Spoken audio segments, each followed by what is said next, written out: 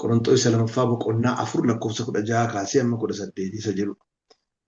Kanaafis nuyi matumaa abdii hin kutannu namummaan keenya inni bakkeetti mul'atu gadhumaa yoo adeeme iyyuu namummaan keenya inni keessaa har'aa bora haara'aa hin adeemu.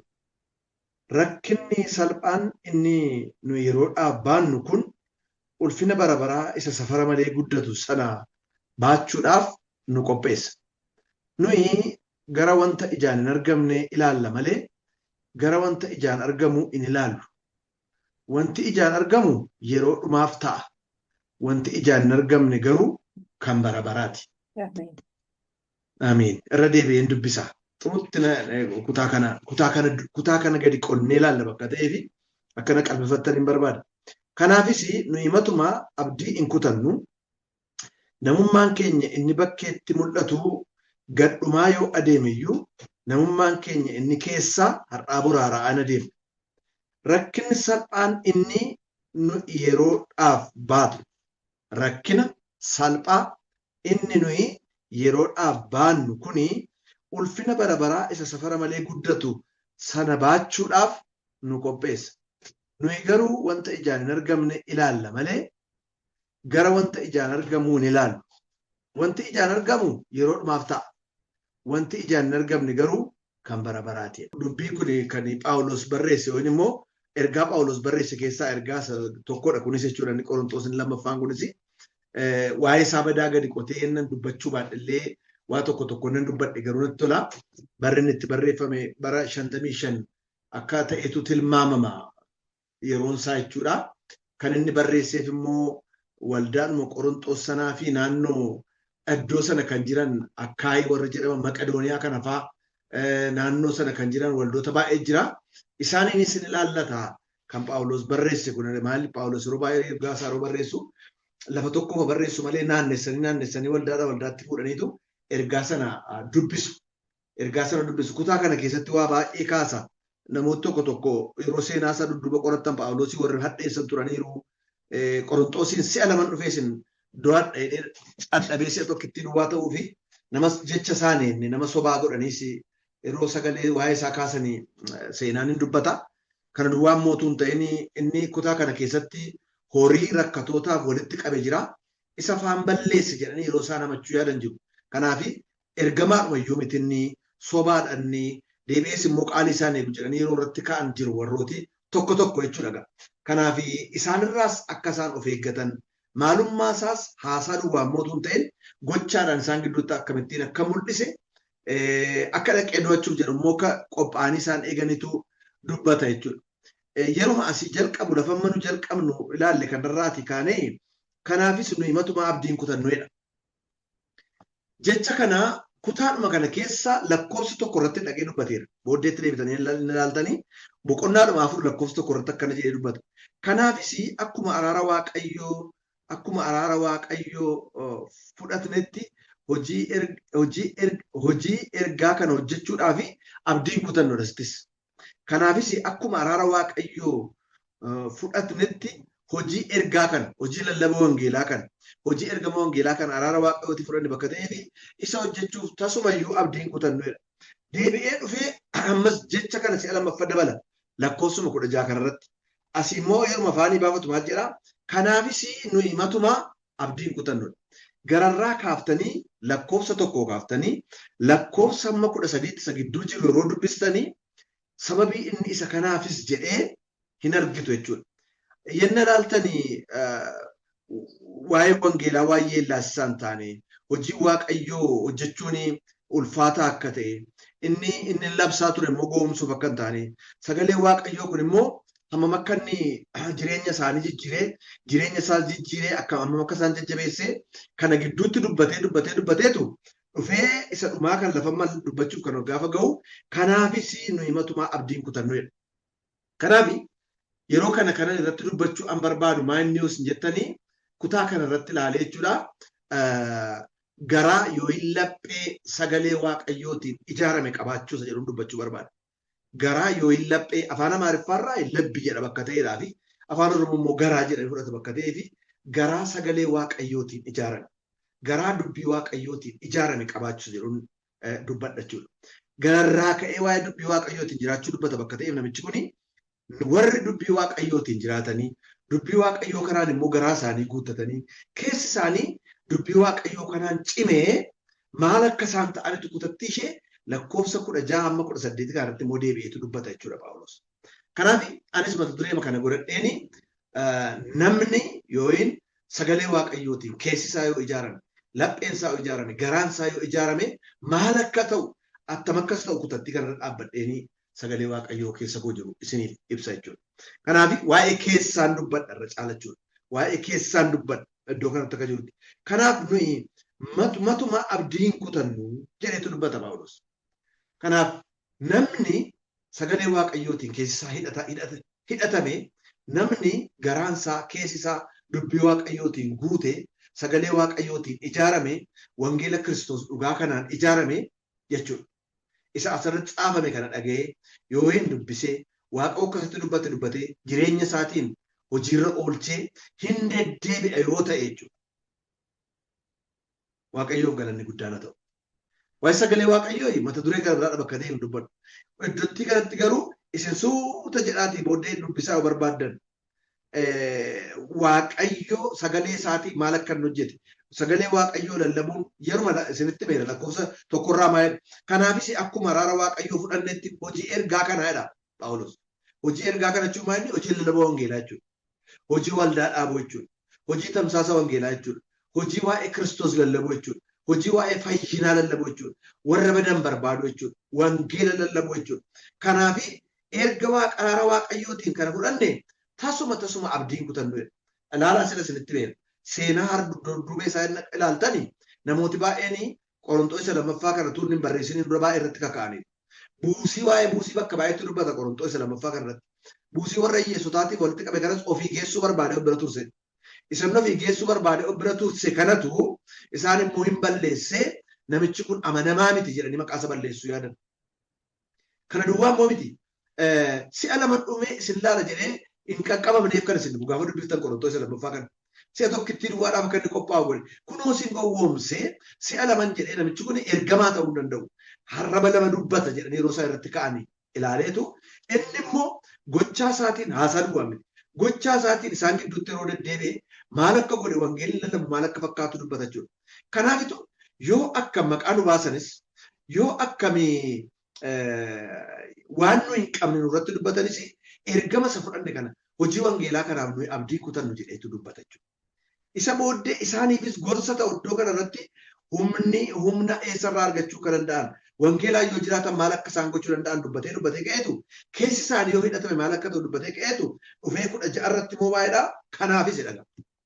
Nuyi matumaa abdiin kutanne.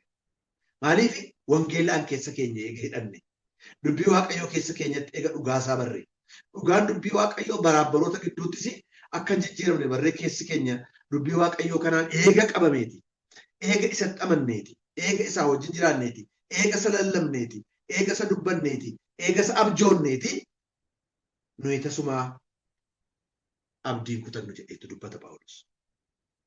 Egaani maaliifitu namni keessi namummaasaa si'a tokko gara buraayyuu kanan deema. Naannoo asiin lafa nu jirru kaatanii ayyar xeenaa lafa jedhamu ka'ameetu karaa haaraan baheera. Karaan muraan ta'e shoorti katiin ta'e bareera. Naannoomnee karaa asiin goonu karaa bal'aa banamee jira asiin. Shawaa meedaa lafa jedhamu bahee buraayyuu mattachi nama ceesaa baay'ee gabaabduudha. Achirra deema irraa oleedha. Makiinaan oofaa. Makiinaan nannaan qaamaan bututtuu fakkaatu tokko na fuuldura deemti.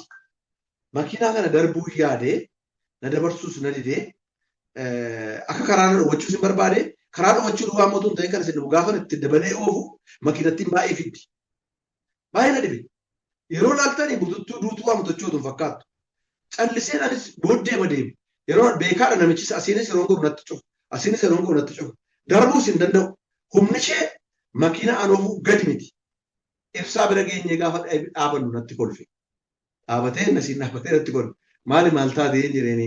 Aayoo maan taane ala see ilaaltee tuffatte miti naan jedhe. Ala see ilaaltee tuffatte miti. Noo an hin tuffanne naan riibadha malee an tuffadhee miti hin jedheniin. Makiinattiin akka ala see miti keessa see nagarreeti naan jedhe. dubbii kana gaafanii gidduu kana calliseenuma qayyabadhu jecha Phaawulos iddoo kanatti fayyadametu baay'ee na dhiba. Maali namni dubbii waaqayyootiin keessa isaa guuttate, namni dubbii waaqayyootiin keessi isaa ijaaramaa ta'e maalinnoo jettanii abdii hin kutatu. Maaliif yoo jettan immoo sababatu jira iddooma sanarratti. Maaliif yoo jettan iddooma kanarratti maalidha? Lakkoofsuma 16 irratti. Kanaaf sun himatuma abdiin kutannu dheetu namummaan keenya inni bakkeetti mul'atu gadhumaa yoo adeeme iyyuu namummaan keenya inni keessa har'aa borina hin haaraa adeeme. Kanaaf abdiin kutannu dheetu. Sagalee waaqayyoo keessa keenya jira bakka ta'e. Sagalee waaqayyoo hidhata keenya ta'e mudhii keenya nu hidheera bakka ta'e. Sagalee waaqayyoo keessa keenya information duwwaatu hin ta'e hojiitti jijjiirreetti hin jiraachaa jiraanna bakka ta'ee fi tasumayyuu abdiin kutannu. Tasuma abdiin kutannu. Jalqaba lallabuudhaaf ka'ee abdiin kutannu iddoo kanatti immoo maanni jireenyumti keenya kan qabsoon biyya lafaarraa kuni wanti baay'ee yoo baay'ataa jiraate illee abdiin kutannu. Sababiin isaa hoo tasuma kan nanni keenya inni bakkeetti mul'atu wanti nama dadhabsiisu yoo jiraate yoo naannoo keenya tuulame oduun nama dadhabsiisu yoo jiraate ijaan wanti ilaalan yoo nama dadhabsiise gurraan wanti dhagaan yoo waan nama dadhabsiise haalaan wanti mul'atu yoo wanti nama dadhabsiise waa tokko qabnedha maali keessi keenya hidhatamaa bakka ta'eeti yenna alaan dhumaa fakkaate illee keessi keenya haaraa adeema. Waaqayyoof galanni guddaan ta'u. Kan nama dhibu immoo haaraa adeemuusaa yeroo haasa'u inni bakkeetti mul'atu kuni gadhumaa yoo adeeme iyyuu namummaan keenya inni keessaa har'aa bori jedha. Kan na tole isa kana. Har'uma haara'ee dhaabatan jiru. Har'as boris iftaanis hamma bara jiraannu haara'aadhuma adeemaa jedha. Waaqayyoof galanni guddaan ta'u. Inni guddaan immoo isa kana. Inni guddaan immoo isa kana. Phaawulos amantoota kanaan kanaafitu kan isaan abdii kutachuu hin qabneef kan isaan immoo mudhukuu hin qabneef dadhabuu hin qabneef abdiin kutachuu qabu sababa isaa mul'isachuudha. Yeroo akka jedhu jireenyi salphaadha. Kanaaf iyyuu rakkoon tokko hin jiru jechuutti jiru. Sagalee waaqayyoo keessa nama haaressa. Inni isin inni gaarraatti dubbatu kun inni isin dhageessan inni isin dubbattan kuni keessa namaa haaressa. Abdii namaa haaressa. Ilaalcha namaa haaressa. Dhageettii namaa haaressa. Waaqayyoof galanni guddaan ta'u. Wanti dhageessan guyyaadhaa guyyaatti amma iddoodhaa kan nama fiisisudha. Wanta argitanis keessumaa biyya keenya keessatti. Biyya keessan keessatti mul'achuu hin danda'a. Wanti dhageessanis wanti ilaaltanis wanta baay'ee abdii nama kutachiisu. Haa ta'u malee warra keessa isaanii sagalee waaqayyootiin guuttate. Warra keessa isaanii sagalee waaqayyootiin qabame. Warra keessa isaanii sagalee waaqayyootiin hidhatamee mudhiin isaanii keessa hidhatame tasuma abdiin kutatanidha. Maaliif sagalee waaqayyoo sanatu keessa isaanii haaressaa deeman. Qaamni keenya inni bakkee gadhumaa adeemu iyyuu yeroo jedhu kana akkuma nama kamii qaamni keenya inni dadhabaa hin dulloomna girraara daddaan mudachuu danda'a wanti nuyi yaane nurra ga'uu danda'a yoo gadhumaa adeeme illee jechuudha. Akka dubbiin akkasii lama keenyatti siin jedheera. Nan isee raafamaa afarfamaa deemaa yeroo deemtu hammi nan asee lafa biraa raafama war jetti qalamiin irraa dhumeera fireechaan seen hojjetu maaloon seen hojjetu garuu tebba kuttee bakkeenoota haaraa agarsiis wajjin deemti. Wanti see dhaabu tokko jiru. Edaamaan keessi see haaraadha. Mootorri see haaraadha. Dibati see haaraadha. Wanti jiru haaraadha. Alaan kanaafitu Phaawulos yeroo tokko maal jedhu haasa'u iyyuu alaan yeroo na laaltan nama dadhabaan fakkaadha jedhee dubbata. Nama dadhabaan fakkaadha jedhee dubbata. Kanaafitu sagalee waaqayyootiin keessi keenya yeroo hidhatamaa ta'u sagalee waaqayyootiin keessi keenya yeroo gadi qotamee keessi keenya guutee dhaabatu wantoota abdii nama kutachiisu meeqaan marfannee tasumayyuu hin dadhabnu abdiin kutannu. Maaliif dubbichi guyyaadhaa guyyaatti keessa nama haaressa. Waaqayyoof galanni guddaan haa ta'u. Kanaaf si'a tokkicha haaressan jiru. Waaqayyoof galanni guddaan haa ta'u. Waan akkasii jedhee baay'ee gammadan. Yoo inni immoo waggaa tokkoof haaressan jiru. Yoo inni immoo guyyaa lama sadii haaressan jiru. Yoo inni immoo torbeedhaaf haaressan jiru. Irra deebi'aa lakkoofsa 10 jaalaalaa. Namni keenya inni bakkeetti mul'atu gadhumaa yoo adeeme iyyuu namummaan keenya inni keessaa har'aa bor haara'aa hin adeemaa. Waaqayyoof galanni guddaan.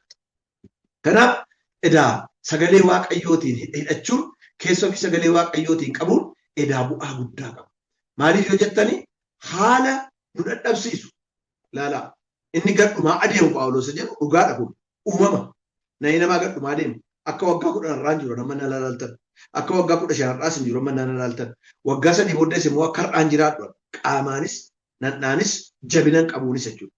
Irratti dabalee immoo biyya lafaa jirra bakka ta'eef gidiraan adda addaa akkuma ilma namaa kamiin argattu nu argachuu danda'a. Eewu keenya argachuu danda'a. Kiristaanonni yeroo baay'ee kana wallaala. Nu waan Kiristoosiif qabaanne first kilaasii jiraanna miti.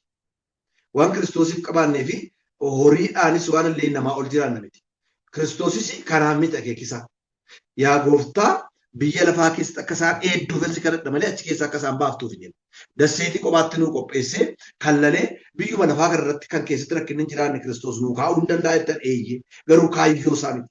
Biyyuma lafaa kana keessatti eenyee achi keessatti garuu sagalee isaatiin hidhata hidhanneeni jireenyi abdiin keenya fuuldureen keenya wanti hunduu keenya haaraa akka deemu barbaade Waaqayyo jechuudha.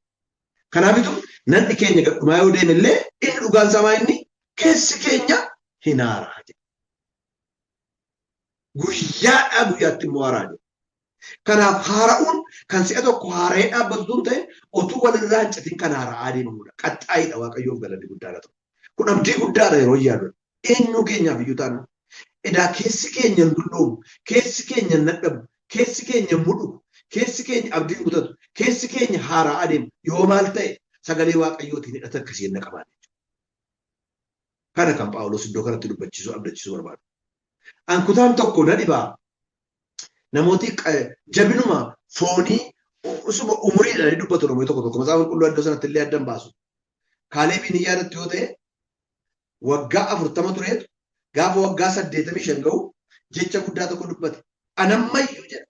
Akkuma waggaa 40 irra ba'uufis galuufis loluufis waraana dhaquufis anjabaadha nammayyuu. Yeroo yaadu jabina akkasitti fakkaata. Alaan namni kun kanuu fakkaata illee. Keessi isaa haara'aa deema. Abdii qabuun, hidhata qabuun waan illee keessaa nama haara'aa deemu natti fakkaata jechuudha. Kanaaf haara'aa deemuun walirraa hin citu. Qaamni namaa nalaa dadhabuu danda'a eeyyee. Waaqayyo garuu qaamni namaa nalaa yeroo dadhabaa deemu keessa namaa wajjin Waaqayyo immoo dhimma qaba qarmayyuu fedha. Keessi haara'aa deema jechuudha. Abdiin haara'aa deema jechuudha. Roomee boqonnaa 8 lakkoofsa 18 irratti yoo dhattanii dubbifattanii jechuma kana fakkaatu argitu garuu faarsaa daawit 73:26 fi Isaayyaas 40:31 isin dubbisa. Faarsaa daawit irraa maalidha? Faarsaa daawit boqonnaa 73 isin dubbisa. Akkana jedha.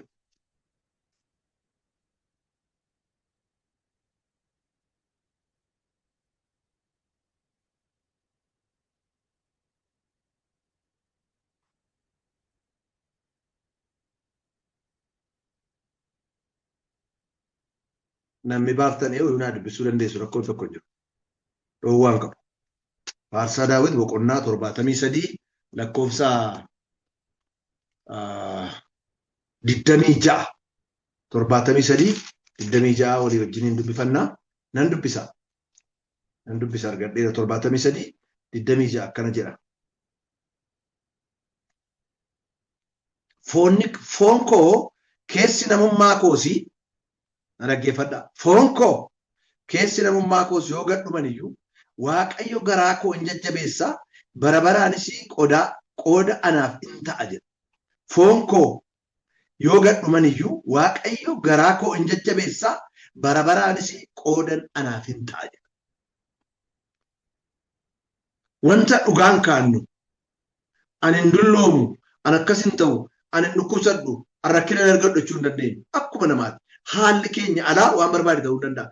Inni nama gara biraarraa adda nu godhus inni kiristaanummaa keenya godhus keessa keenya isa Kiristoosii wal argu. Isa dubbii Waaqayyoo baatu.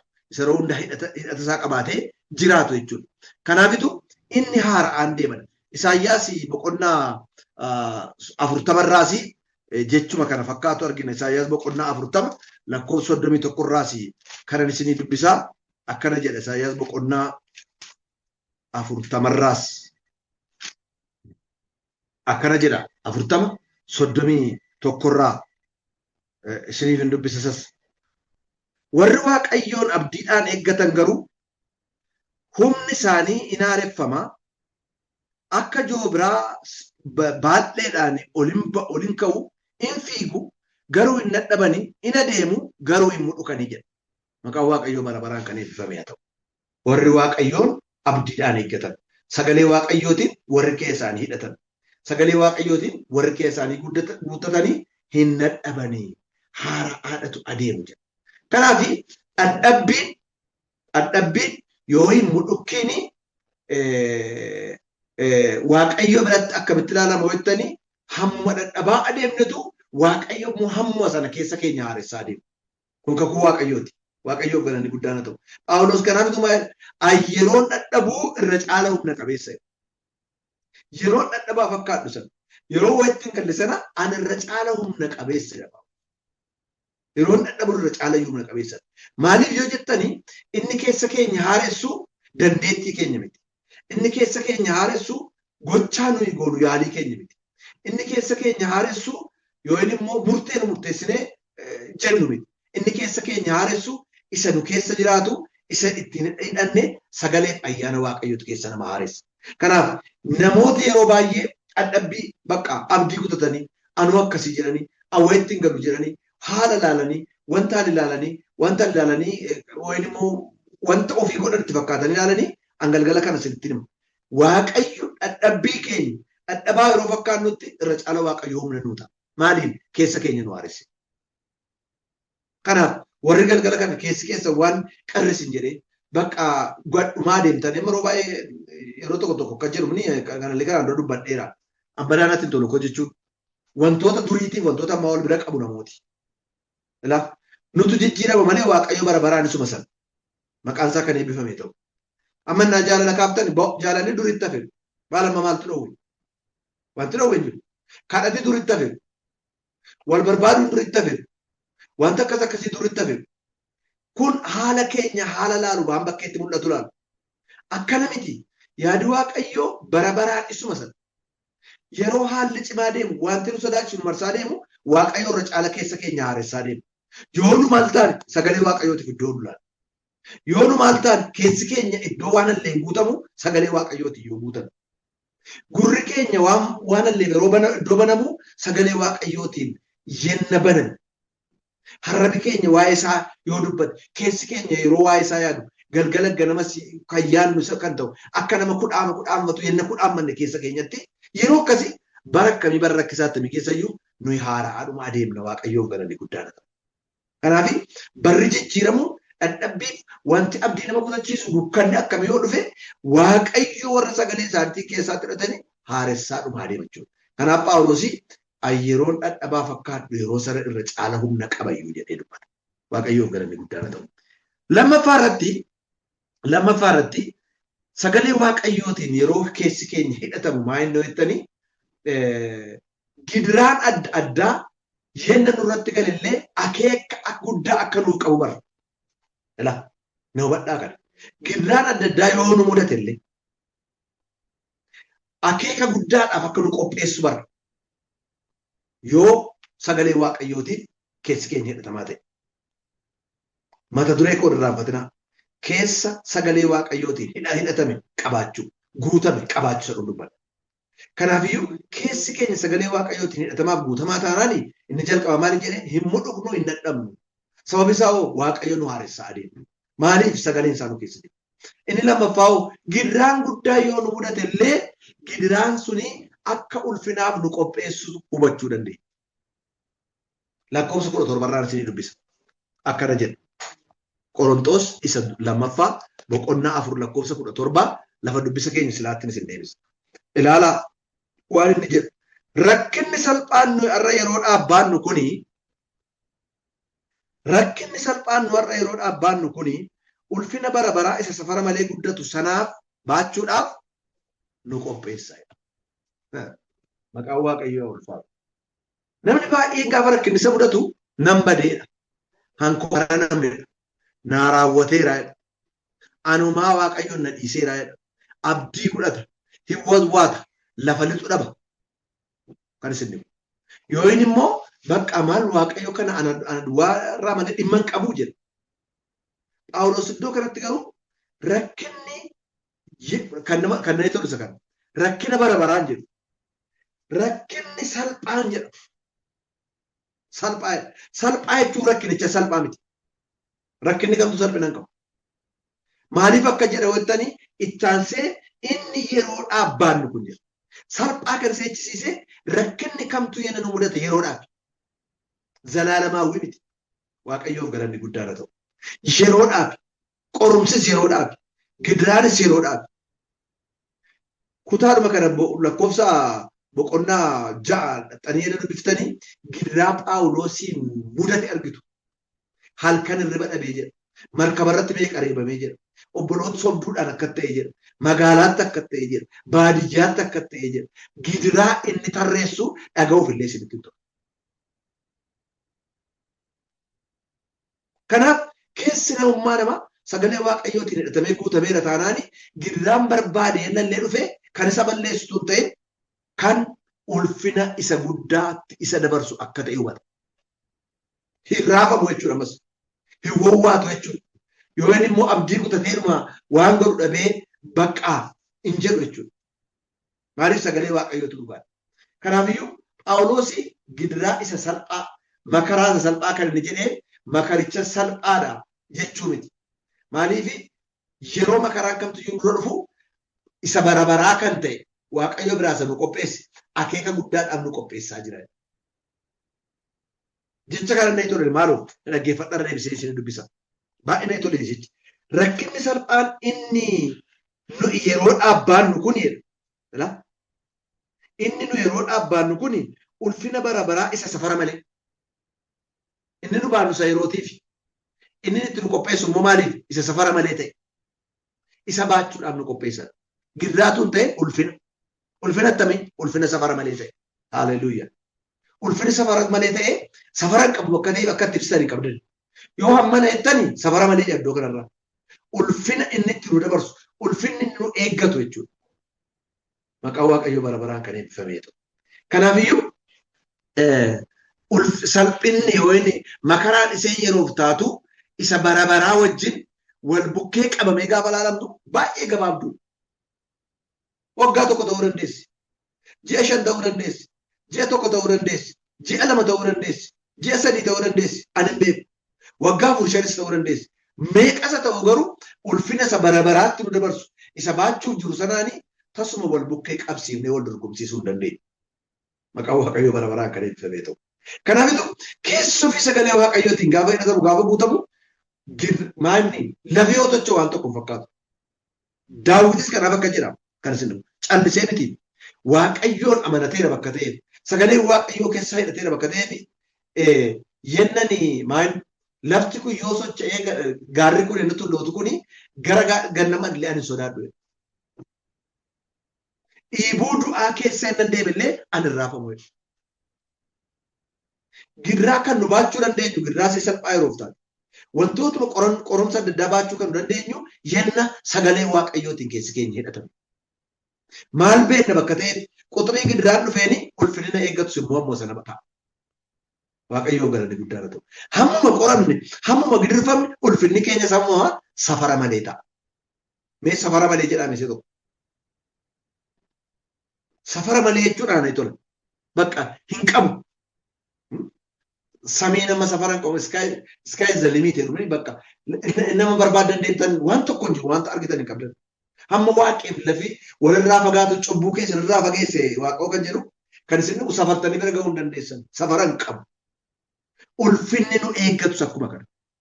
Kanaafi har'a namooti waanuma xinnoo na bararanii badan jiru. Waanuma xinnoon tajaajila dhaaban, waanuma xinnoon waldaa dhiisan, waanuma xinnoon maqaan koo addaa. Waaqayyo anumarraa dhimma qaba. Kophaadhumatti na xiyyeeffatee jira jedhanii Waaqayyoon akka diinaatti illee lakkaa'anii namooti iddoo gad lakkisan meeqaan meeqa. Hubadhaa firoottan koo. Nu sagalee Waaqayyoo qabannee jiraannu malee. Keessi keenya sagalee Waaqayyootiin galgalaa ganama hidhatamu malee.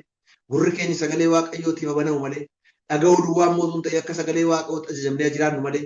Qorumsi lafaa waaqa tochoosu bubbeen cimaa yoo dhufe iyyuu nuyin ulfina safara hin qabnetti nu dabarsa. Waaqayyoof galanni guddaadha. Kanaafitu Phaawulos waa tokko iyyuu miti. Yeroodhaaf jedhama. Kutaa kana ciraasaa maaloo dubbisaan argitu. Gidiraa namicha kanaas iddoo hin argitu. Yoo darbatamne malee hin kufnu. Namooti baay'een akka nuun hiyyeessota nuun jedhu namoota baay'ee sooressa goonee sodaa gurguddaan narra ture. sanan ta'e jedheetu tarreessa tokko tokkoon. Isa booddee waaqayyo gatii naa kaffala bakka hankoo jedhe shillimaata naasa'u. Anammayyuu taanaan garuu galgalaa ganama keessa koo kan nagu waa'ee waldaa kiristiyaanaatti immoo dhuma isaarratti dhufu. Maaliif hin darba waan hundumtu.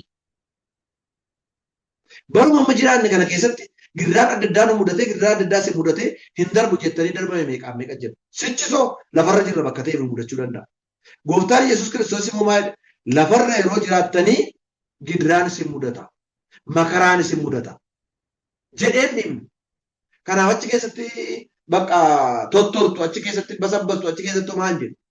Ani immoo biyya lafaa keessa yeroo jirtan makaraan isin mudachuu danda'a. Ani immoo biyya lafaa maal godheera moo'eera. Akka jechuun maal jechuudha gidiraa kamiyyenna keessa dhuftan illee ani isin hin dhiisu. Ulfina isa safara hin qabnetu nu dabarsan Phaawulos jedhu isa kana jechuudha. Kanaafiyyuu makaraan maal jechuudha? Makaraan tirgumeen ishii miti. Yeroo namarra ga'u kiristaanota qorra ga'u. Gidiraan yeroo dhufu waanuma hiika hin qabne seenaa. Gidiraan kamuu gaafa dhufu bara ulfinatu jira isa booddee. Ulfina akkamii? Ulfina safara hin qabnetu jira. Ulfina namni dinqisiifatutu jira. Ulfina isin takkaa hin yaadnetu jira. Ulfina firri keessan isin hin yaadnetu jira. Ulfina namni keessan ijoolleen keessan ho'iin abbaan manaa isin hin yaadnetu jira. Kanaafiyyuu iddoodhaa socho'uu raafamuu qabu. Gidiraan yeroo dhufu nama sodaachisaa eeyyee. Abdiin nama kutachuu danda'a eeyyee. Garuu warra keessaanii sagalee waaqayyootiin lapheen isaanii hidhatame ulfinatu jira jedhaniitu. Namootni maal jedhu maroo jedhan yeroo bari'uuf ka'u baay'ee dukkanaa. Hammuma dukkanni baay'ate iftinuu eeggatus immoo hin baay'atu. Maqaan waaqayyoo bara baraan kan eebbifamee ta'u. Kanaaf gidiraan ulfina isaa cimaadhaaf nu qopheessa. Hiika qaba. Isa bara baraasa kan ta'e kan waaqayyo wajjin wal birmayyuu qabamsiisuu hin danda'amu jechuudha. Kanaaf adiraa keessan waama xinnoo hin dabarinaa. Waama xinnoo iddoo gadi lakkisinaa. Waanuma xinnoo gungumtanii waan darbuuf jiru jettanii waaqa irratti badaanaa sa'inaa. Phaawulos akkuma jedhu kana isee salphaadha. Isee salphaadha kan nama dhibu. Rakkinni salphaan inni nu yeroo dhaabbaannuudha.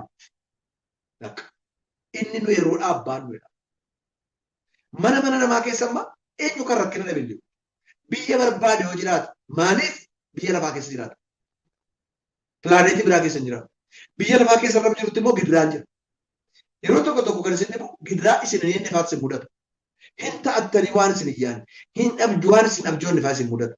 Keessi keenya hidhatamaa taanaan gidiraan nu hin abjoonnes ta'u, gidiraan nu abjoonnes ta'u, kan nu yaadnes ta'u, kan nu deegnes ta'u, kacha jedhu zalaalamaawwis ta'e yoo inni isa bara baraasa ta'e ulfina isa baannu sanaa fi gateettii keenya nu qopheessa jechuudha.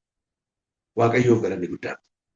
Kanaafitu keessa ofii sagalee waaqayyootiin hidhachiisuun bu'aa guddaa akka inni qabu iddoo kanatti Phaawulos dubbata jechuudha. Mee luqqisa kanan isiniiti dubbisa. Ergaa Yaaqoob boqonnaa tokko lakkoofsa 2-4 isinii dubbisa. Yaaqoob boqonnaa